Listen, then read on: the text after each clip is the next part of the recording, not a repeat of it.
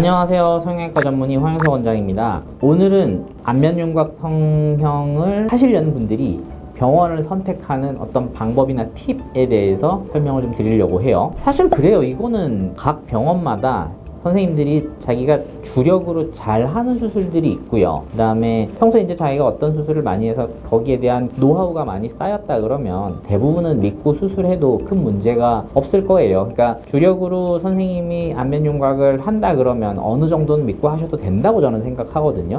근데 요거는 생각을 좀 해보셔야 될 것 같아요. 성형외과 선생님들도 자기가 주력으로 해당하는 수술, 뭐 눈이면 눈, 가슴이면 가슴 이런 식으로 자기가 걸어온 길이 있을 거란 말이에요. 그러니까 그거를 역으로 좀 생각해보면 이런 부분은 좀 도움이 되지 않을까 하는 부분이 있어서, 첫째로는 이거 사실 어떻게 보면 좀 무조건 맞는 얘기는 아닌데, 아무래도 윤곽 수술이라는 거는 성형외과 의사들 입장에서도 한 번도 경험해보지 못하거나 접해보지 못한 선생님들은 부담스러울 수밖에 없는 수술이에요. 전신 마취를 요하고 그 다음에 기도 쪽을 왔다 갔다 하기 때문에 뭔가 부작용이나 문제가 생겼을 때 심각한 일이 생길 수 있다고들 보기 때문에 간단한 눈이나 코 수술 대비로는 아무래도 좀 부담감이 있어요. 그렇기 때문에 이 수술을 처음 접하는 선생님들보다는 전공의 생활이나 아니면 대학병원에서 수련을 받는 그 기간 동안에 이쪽 부분에 조금 가까웠던 선생님들이 나는 윤곽을 그래도 하겠다라고 마음먹고 거기 가서 익숙해지게 계속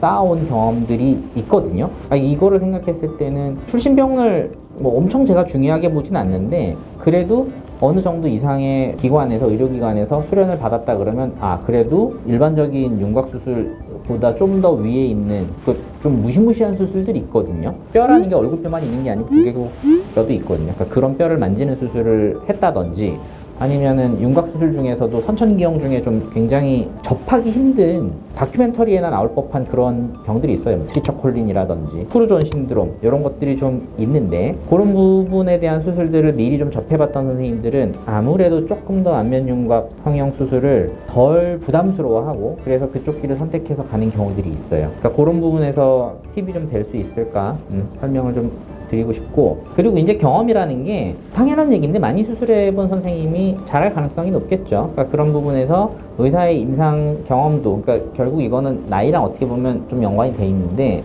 그런 부분에서 어느 정도의 임상 경험이 쌓인 선생님이 아무래도 부작용이나 이런 거에 대한 경험이나 정보나 이런 것도 훨씬 더 많을 수 있기 때문에 도움이 좀 될 것 같고요. 그리고 수술 방법도 사실 이게 환자분들이 직접적으로 공부해가지고 알기는 사실 참 힘든 부분인데, 방법 자체도 뭔가 계속 발전을 해왔어요. 광대를 예를 들어 설명을 드리면, 처음엔 이걸 두피절개라 그래서 교통사고 났을 때 아니면 뇌종양 같은 거 수술할 때 머리 이렇게 절개하고 수술하잖아요. 그렇게 수술을 했었다가 그 다음에 입안절개를 통해서 흉터가 보이지 않게 접근하는 법을 고안을 했고요.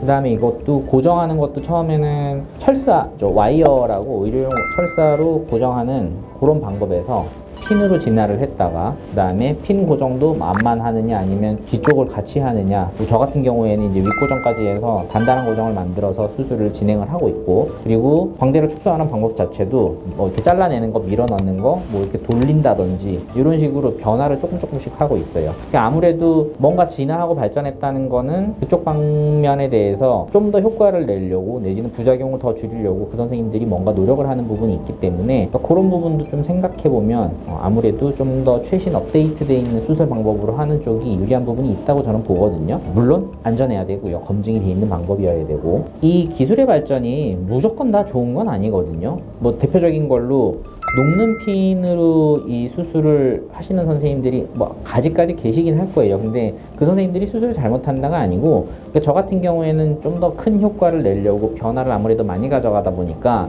녹는 핀만을 썼을 때는 단단한 고정을 아무래도 만들어내기 힘든 부분이 있다고 판단을 하기 때문에, 그런 부분에서 저는 금속핀을 꼭 사용을 하고요. 대신에 그걸 할 수 있기 때문에 교정량 자체를 더 크게 가져가고 효과를 더 많이 내는 형태로 수술을 진행을 하고 있거든요. 상담을 통해서 이거를 물어보시면 돼요. 아니면 설명을 들으시면 그 선생님이 어떻게 수술을 하고 어떤 방향으로 이렇게 뭔가를 발전해 왔다는 게 느껴지실 거거든요. 그러니까 그걸 보고 수술할 수 있는 병원을 선택하면 되지 않을까, 그런 부분에서 팁이 좀 될 거라고 생각을 합니다.